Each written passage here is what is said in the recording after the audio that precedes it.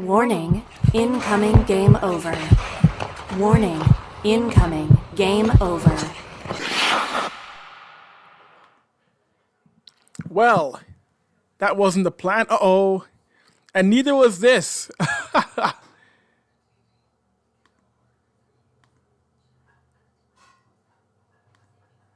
Oh, there we go. Give me 1 second, gang. Oh, got camera issues here for Game Over Edmonton.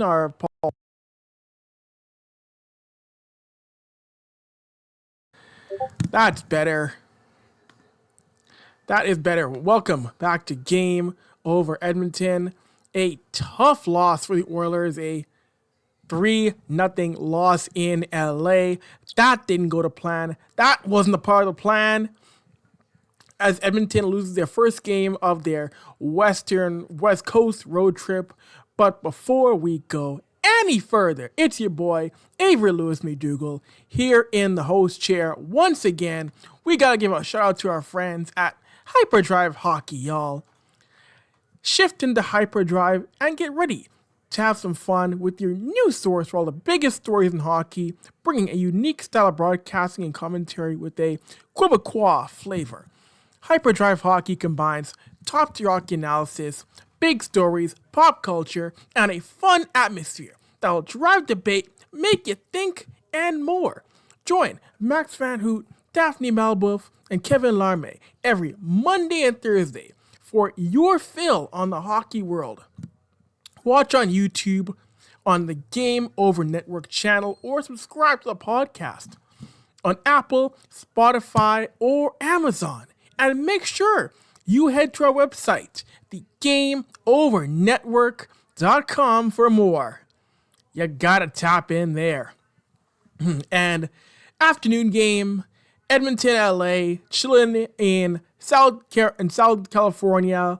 This is a game in which, first off, you could sense the omen wasn't there. Well, actually, first off, Trent Frederick checks into the lineup. First game as an Oiler, and what happens? 6 seconds in, appears to tweak his ankle. Wah, wah, wah, wah. Just what this team needed after waiting for Frederick to get back healthy again, being able to contribute, being able to play again. But full credit to Trent Frederick. He came back and was affected by the net. In a 3-0 loss, he was a guy who I could say actually looked okay. We know what Frederick can do. He can bring some scoring. He's a pest to play against. He's physical. He's annoying. And he's the kind of guy that you want to make a playoff series hard, because we all know, once again, this postseason is going to see Edmonton against LA in round 1 for the 4th year in a row. Unless something shocking happens, these two teams are playing again in the playoffs for a 4th year. And for both these teams, you got a lot of storylines going for both these teams right now. I mean, look at the LA side. For the Kings, Rob Blake and company know they cannot lose against the Oilers in this opening round. They all know that. I think Rob Blake's job is on the line if this team can't get past the Oilers.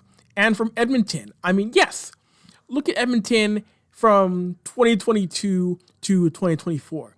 As each year goes on, they find a way to beat the Kings in less games every series. 2022, 7, 23, 6, 25, 24, 5 games. But now you got a team that is looking at a banged up roster and trying to stay consistent.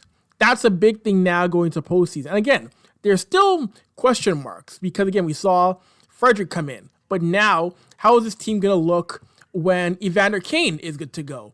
That's another question mark for this team. Who goes in? Who comes out? And watching this game today, a few things didn't look good to me. I mean, Mattias Janmark, once again, had a tough game up front for the forward core. He is someone who I do think needs to sit a little bit more. Janmark has just been too inconsistent as a forward. He hasn't been your best penalty killer, I think. I know that was a big benefit with Mattias Janmark, was the fact that he could be a strong penalty killer. I haven't seen it from him much this year. and he has been snake bitten offensively. I mean, we know Janmark was never going to be the top tier guy you rely upon for the offense, but when it comes to depth scoring, he has been able to contribute effectively very much. It hasn't looked good for him in that aspect. And of course, if you have any comments, questions, lay them on me. We'll get to them in overtime if you got any, as the Oilers fall 3-0 in the afternoon game. Next up for the Oilers, they will finish up the road trip on Sunday night. Another late game against the Anaheim Ducks before heading home to take on the surging St. Louis Blues. I said it before in the last show. That Blues team is scary. That Blues team is hot. They've found ways under Jim Montgomery to win.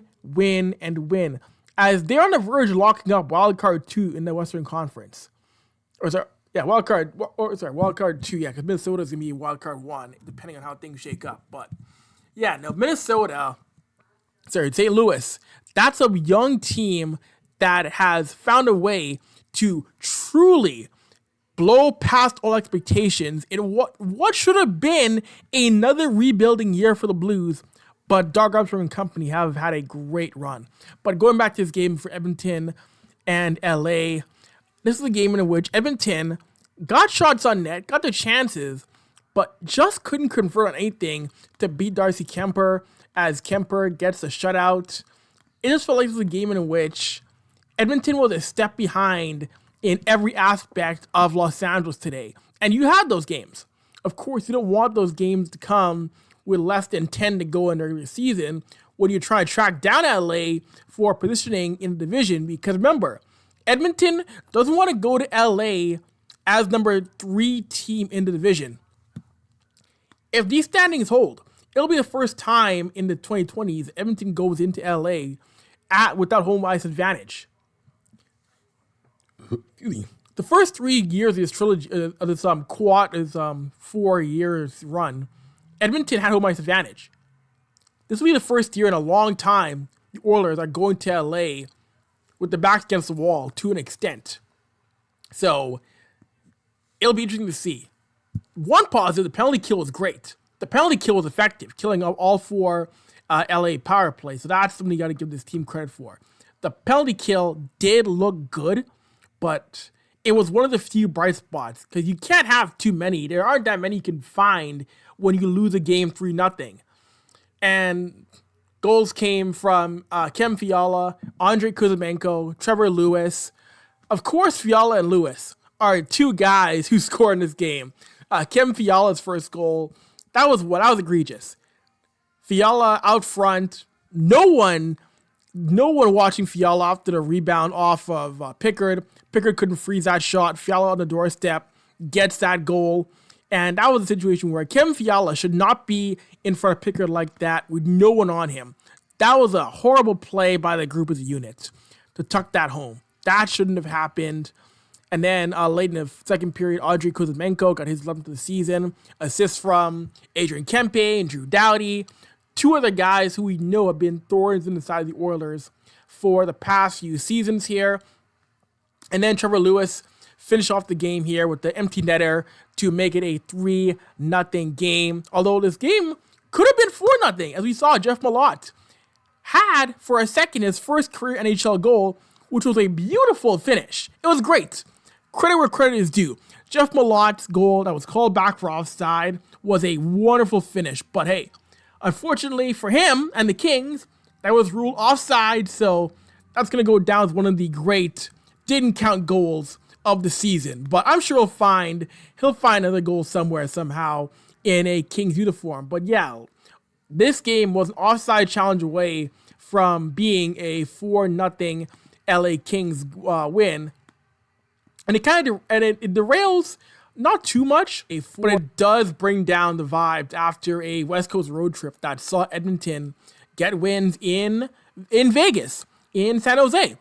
The momentum, and remember, it's all after the dramatic overtime win against the Flames in Edmonton, where Leon Draisaitl had the game winners. And this is a game in which Edmonton, you wanted more, you wanted other guys to step up, you wanted again, a game where you wanted guys not named Leon and Connor to step up with those guys out of the lineup, and you didn't get anything from anybody else. You got zeros around the board from guys like Hyman, Enrich, Brown, Skinner, Arvidsson, Kapanen, Perry, Podkolzin, Nugent Hopkins. Collectively, this was not a good game for that forward core. And defensively, a game to remember. I know plus minus doesn't matter as much, but seeing a bunch of -1, -2, -1s, -2s, this was overall just a bad game and a bad time to let Calvin Pickard fight for himself. You need to give Pickard some run support in this game because he was battling out there, yes, but he needed some run support among anybody on this forward core. He needed something, and he got nothing back, which was tough to see.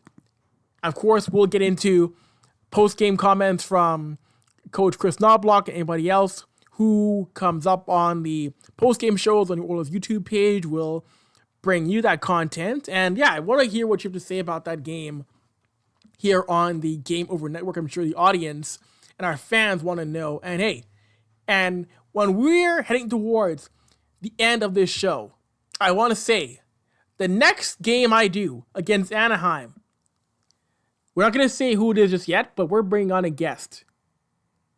If you have a certain demographic of Oilers fandom, Oilers coverage, you'll know who I'm referring to as to who will be my next guest on Game Over Edmonton. But we'll tease a little bit more later on. But just keep in the back of your mind, the next show I do, I will not be alone. So, with that being said, gotta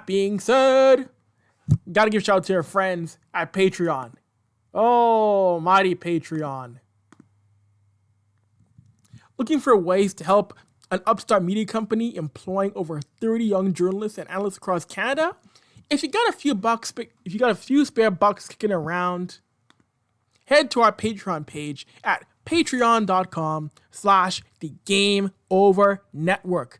There you'll find multiple tiers featuring different rewards and goodies for helping us grow.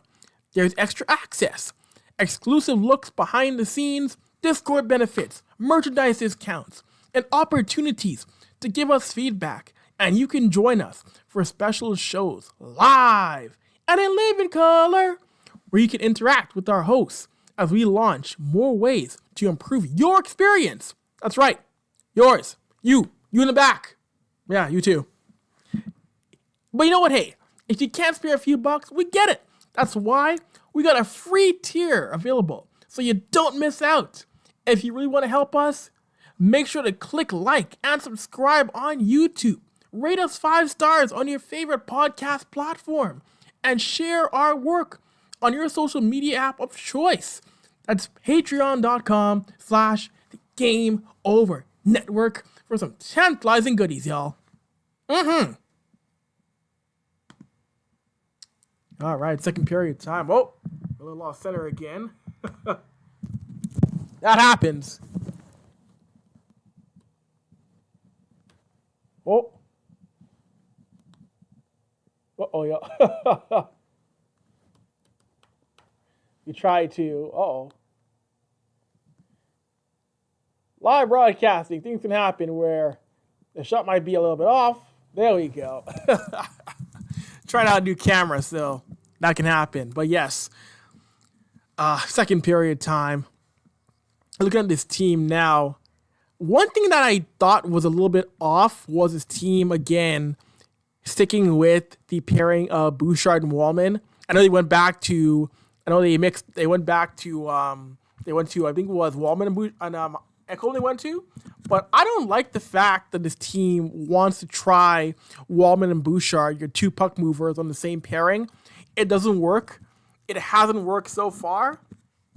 I'm not sure why Chris Knobloch and company keep trying that out or keep testing that out. It hasn't worked so far.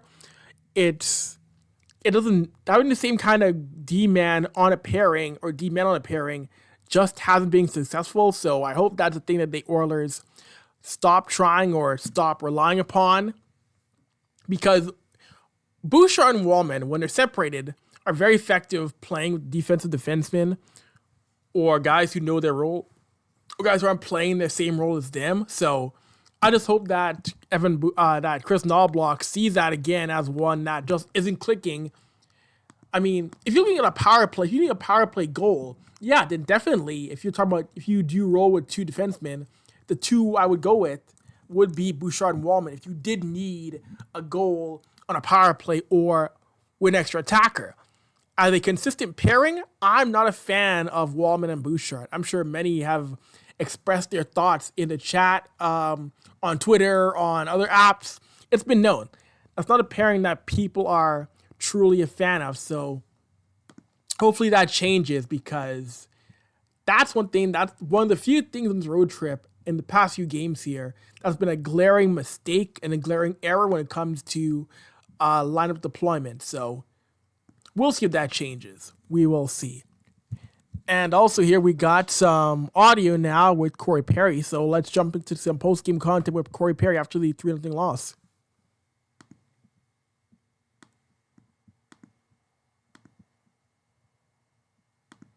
So there are games you guys have survived pretty well without some offensive players that aren't playing for you right now, but this is a tough one. This is a hard team to play when you're not at your best offensively. Is that fair? Well, you take two of the best players in the world, you take them over a lineup. I mean, it is what it is. I mean, they're the best players in the world for a reason, and we had some chances. We couldn't sustain the pressure, and they're a good hockey team. They're well rehearsed, and they play a structure and they play it to the best of abilities. You guys have played them 3 years in a row in the playoffs. I'd like to say this is a bit of a playoff preview and ask you if you learned something, but do you already know everything about these guys, or did you learn anything today? There's not much to learn. I mean, you play them, a few times in the playoffs and then through the regular season. They're a good hockey team. No ifs, ands, or buts about it. And it's one of those games where we're there. We just didn't create a whole lot, and those they play hard in the D zone, and they take those second opportunities away from you. But when you get that one chance, you got to make it count. When it comes to that sustainability, what are they doing on the defensive side of the puck that's making it tough for you guys to sustain? Well, they're between the puck and the net, or you and the net. They box out well. They play hard in the D zone. They play man on man. You gotta give them credit. They play hard, and those are things in this league. Good teams, they're going to play hard against everybody every night. They talked a lot about how they changed their style after last year, but I'm watching that game. They don't look much different to me. Do they look much different to you? Are they doing things that... They might not play the same neutral zone or whatever, but they're the same team. They're hard to play against, and they always have been. And, they always will be. It's just one of those things. What did you think of Trent Frederick? Trent Frederick just jumping in. He looked like he was really gung-ho and wanting to do whatever he could to help the team out. Yeah, he's been waiting for this opportunity for a while since he got here, and he's worked hard to get back to this point, and we're pretty happy to have him. All right. There's Corey Perry after the loss to LA, and it is funny because Corey's right how this is in many aspects the exact same team. There's not too much more to learn. The only thing you really see about LA right now is they have dropped playing the 1-3-1, the system that players last year had said when LA lost to Oilers in Game 5. We heard players say they don't want to play the 1-3-1 anymore. They don't want to play that system anymore. They don't want to play any more trap hockey. And the Kings have backed away from that. But in large part, the guys who are in that system are still there. There aren't too many major losses. Anze Kopitar is still there. Drew Doughty is still there. Quentin Byfield is still there.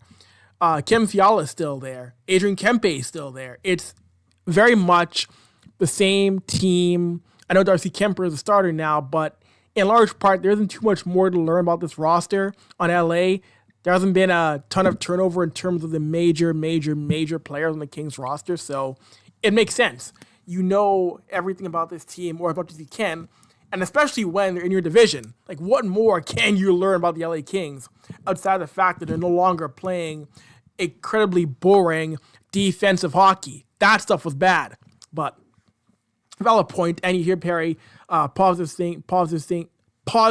things said about Trent Frederick. Liked what he saw in his first game, and we'll learn more about the ankle, because it appears that Frederick was able to shake off that first shift where you saw him get a little bit dinged up. I mean, in your first game coming back from an injury, you don't want to see a guy again get hurt again. So I'm sure we'll learn soon from Chris Knobloch what the status is on Trent Frederick and how things will go for the game against the Anaheim Ducks, which we'll get into in a second. We'll get to that in some more content. We'll also get into the goaltending situation, because I don't know. I don't think his team will go to Pickard again, because at some point in time, you got to go to Olivier Rodrigue, right? He's got to start, you think, at least one game on this run. So, but before we get there, you know what we got to do? Got to give a shout out to our social media, y'all. That's what we got to do. Because, hey, if you like this show, if you like what you see when it comes to Game Over and our other content, well, you want to follow it, right? Make sure you hit the like button on this video. Click subscribe on our channel. And make sure you hit the notification bell so you know when we go live next. If you're tapped into our podcast, give us a 5-star rating, or if you're so inclined, leave a positive review. And hey, if you really like us, make sure you follow us on your favorite social media platforms. You can find the Game Over Network on Blue Sky at thegameovernetwork.com, on TikTok and Twitter at Game Over NHL, on Instagram, Threads, and LinkedIn at Game Over Network. And you can follow me, Avry, at AVRY on Twitter, and on Instagram at Avry Sports, my main profiles. You can also find us at the GameOverNetwork.com, where you can tap in for our upcoming newsletter. We got some more news coming soon, so you want to stay woke. Oh. There we go. All right. So, third period time, and I mentioned the goaltending. Calvin Pickard, in the absence of Stuart Skinner, has started every game on this road trip. And Chris Knobloch teased the idea of Olivier Rodrigue getting a start on this trip, most likely against the Anaheim Ducks. And I think that's a good thing. I said before on this show, at a certain point, you got to see what you have for a guy who can maybe next year get some more starts in the NHL as the new number 3, or spotting in on the backup role. Because Rodrigue is clearly a guy this team, this organization values for the future. So why not let Rodrigue go up against Anaheim? I mean, don't throw him to the Wolves against an LA or Colorado or St. Louis, but let him get a real start against a team like the Anaheim Ducks. See what he can do. Sink or swim time, because right now it's going to be so vital for this team to see what it has in net, in goal for the future, for a guy who, if you don't go out and get another goaltender in the offseason, help Stuart Skinner. Say you don't get a Jake Allen or an Alex Lyon, you want to grow with Rodrigue next year. See what he can do. Give him a shot. So I do think Knobloch should and will put him in against the Anaheim Ducks in a game in which Edmonton wants to keep pace with LA going forward. They want to find a way to keep pace with LA and the Golden Knights with just 5 games to go in the regular season. Can you believe that? We're already in April. It's like, oh, where's the time going? The time is flying by like a pig in space. It's wild. It's wild in terms of how far the season's going right now. And we'll double check and see if there's any more post-game content after Corey Perry. But of course, we want to see what the word is on Frederick and, hey, what's happening on Monday night Is it Rodrigue? Is it Pickard again? So here's the boss man, Chris Knobloch.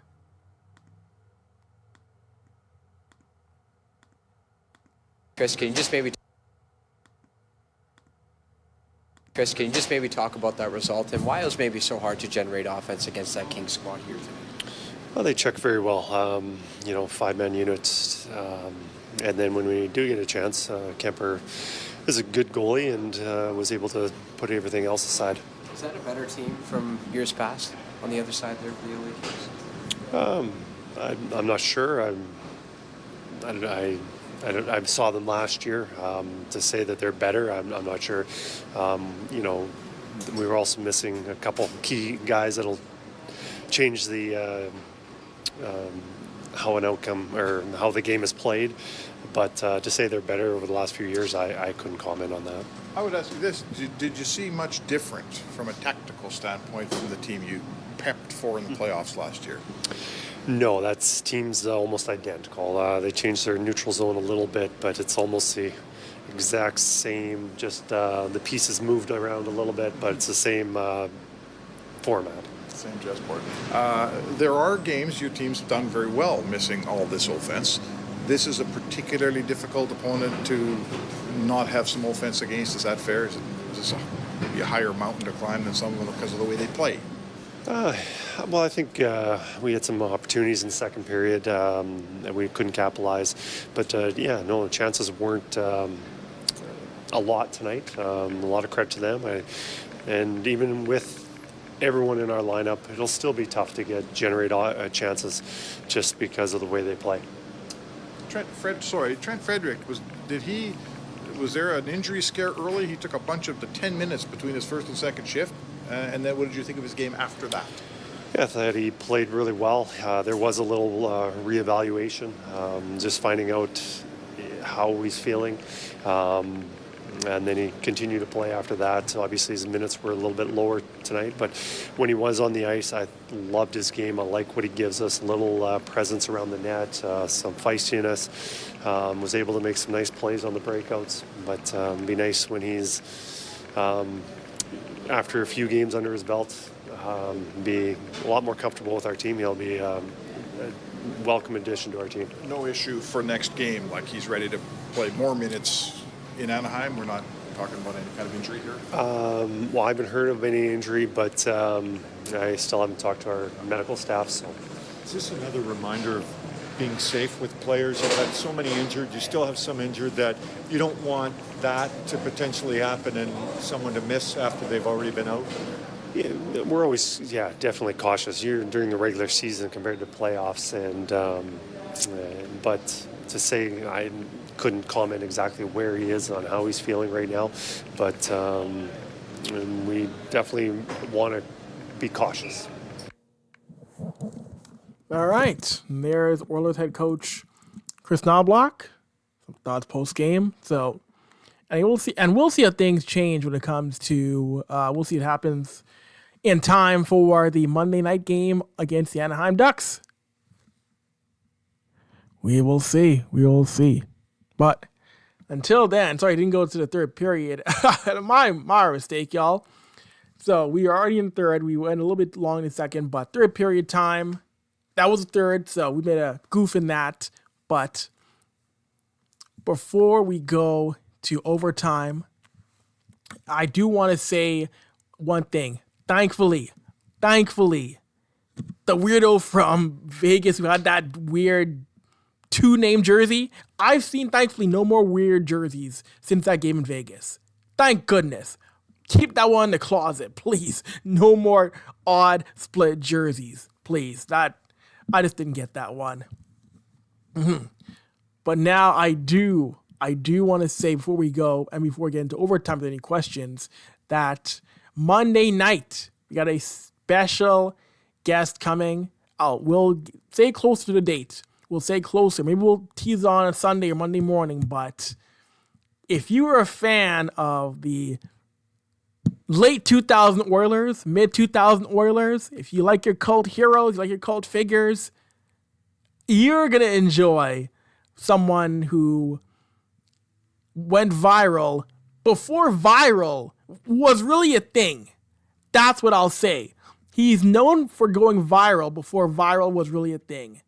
The first real Oiler that had internet aura. Don't want to put that. So we'll tease that. We'll let you know who that could be this week.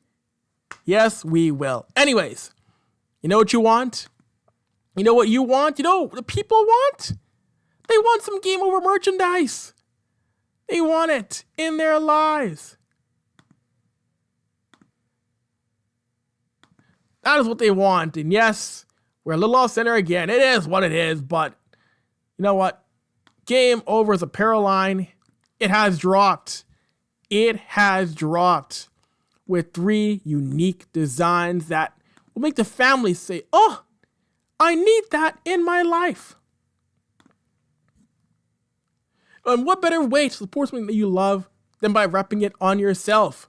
Whether you want to feel a nostalgic pull of our retro scare design, want to make a statement with our established design, want to wear your love for goalies proudly with our live and die by the goalie design, or if you need another coffee or two to get you through the winter, we got you covered.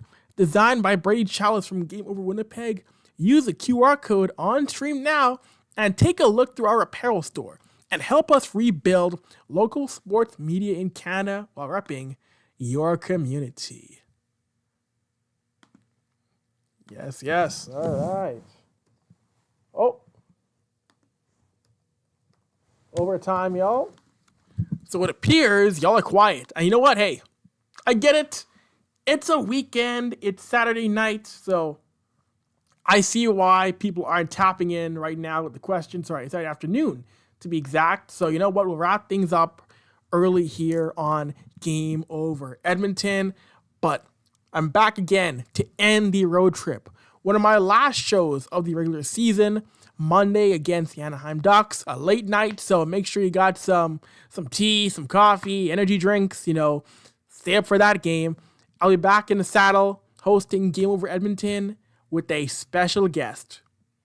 And like always, hey, if you like Game Over Edmonton, make sure you subscribe to the network and tap into Game Over Vancouver, Edmonton, Calgary, Ottawa, Montreal, Toronto.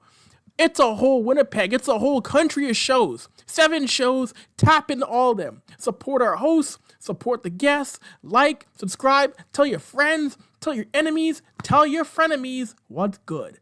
You could have been anywhere else in the world, but you chose to spend your half an hour post game with me, Avry. Anyways, Monday night, we'll talk. Peace.